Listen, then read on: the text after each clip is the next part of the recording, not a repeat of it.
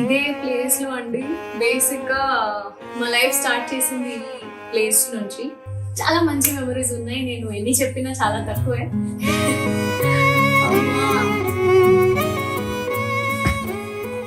Water వర్షాకాలంలో మొత్తం water పడిపోయేది లోపలికి, అక్కడక్కడ ఏమో గిన్నెలు పెట్టుకునే వాళ్ళం.